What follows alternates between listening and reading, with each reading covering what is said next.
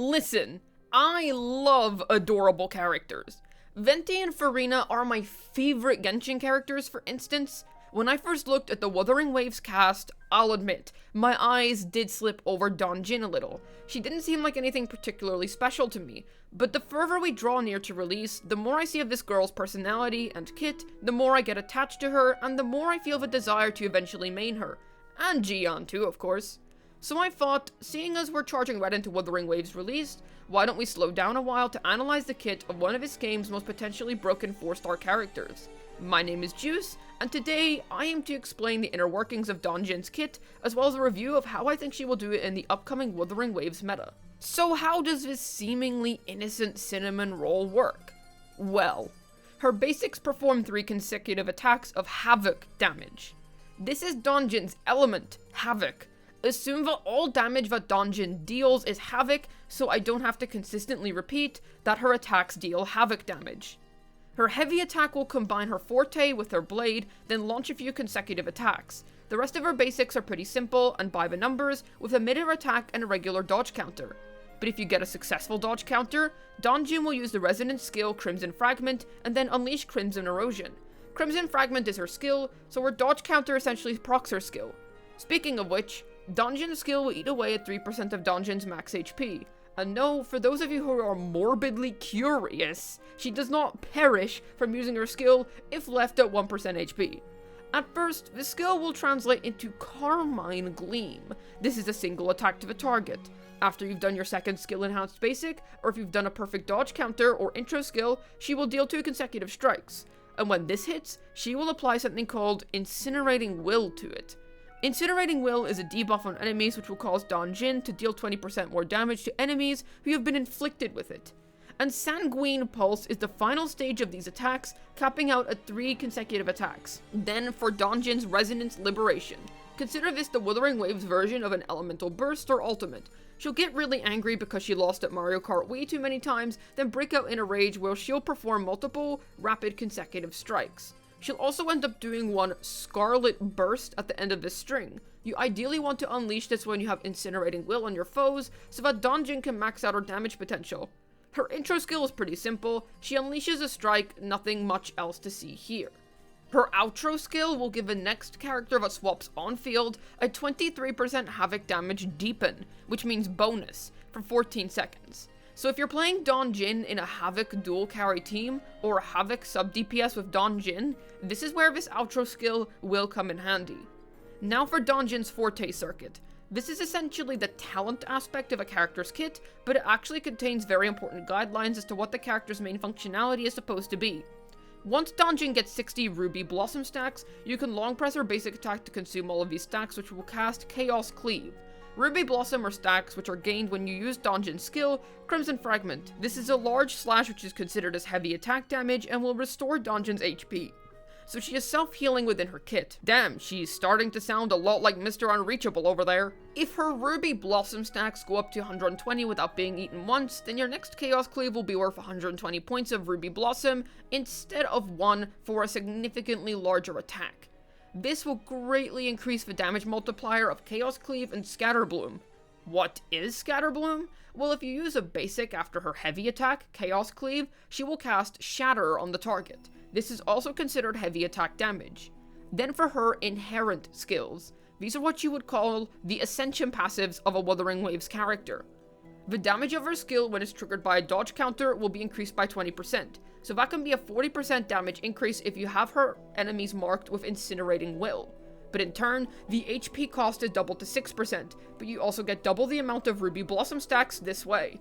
By doing that, playing Danjin skillfully with planning and precision will reward you with the opportunity to do a lot more damage. I also like how high risk, high reward her kit plays. And then for the second Ascension skill, Sanguine Pulse, Danjin's heavy attack damage gets increased by 30% for 5 seconds. Plus, she can make special dishes while cooking. Truly a lovely lady. Now, Danjin is a 4-star, and in Genshin, if a 4-star DPS isn't C6, yeah, they don't stand a chance. And if they do, then let's just say they're severely gimped compared to their maxed out forms. I'd say Honkai's Star Rail is not as bad of an offender of this, since characters like Misha are pretty good with just E1. But the increase from E1 to E6 is undeniably large. With Wuthering Waves on the table now, are their versions of Constellations and Eidolons equally as damning for a 4-star's fate? We can have a look using Danjin here as an example. They're called sequences in Wuthering Waves. Her first sequence node will give Danjin a 5% attack increase for 6 seconds, up to 6 times, when she attacks an enemy with Incinerating Will on them, and she loses 1 stack every time she takes damage. Okay, not bad, but nothing you cannot live without. Her second sequence is a little more nuts. She deals 20% more damage when she attacks an enemy inflicted with Incinerating Will. Yep, that's pretty damn good. You can deal up to 60% more damage now, but in her base kit, you can still deal up to 40%. Her third increases her burst's damage bonus by 30%. Simple. Danjin's fourth will give her 15% more crit rate when she is over 60 Ruby Blossom stacks. This lasts until the end of her heavy attack of Scatter Bloom, even after consuming all stacks when she uses Chaos Cleave. This is a stat stick that can be solved through building good substats with your echoes, and besides will be in early game for quite some time, so it's not like this will matter for a hot minute. Then for sequence 5, her Havoc damage bonus is increased by 15%, then by another 15% when her HP is lower than 60%. This plays into that high risk, high reward playstyle of hers. Yep, pretty cool if you ask me, but not a big enough deal to cry over. Then her 6th sequence, which for any other gacha would be the game-changing moment for any 4-star. It gives a team-wide attack percent buff of 20% when she uses Chaos Cleave for 20 seconds. Okay, great, but genuinely nothing game-breaking. The point I want to make here is that Danjin is viable even at S0, which I absolutely love. Her sequences are simply neat buffs, nothing that you'll lose any sleep over not having. She is extremely powerful at this stage and will be one of the best 4-star DPSs available at the beginning of the game. This is a far cry from Genshin, where 4-stars need C6 if they even want to try being remotely viable these days.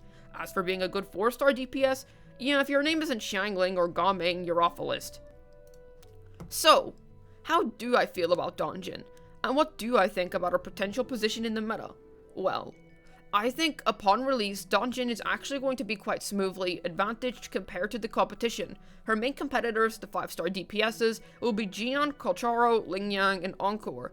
Wuthering Waves wants 3 teams for its endgame modes, so you'll be wanting 3 DPS characters either way. I think Danjin will hold up very well. She is a high risk, high reward, yes, but I think she will play more smoothly than Encore, who requires animation cancelling to execute a DPS in a smooth manner.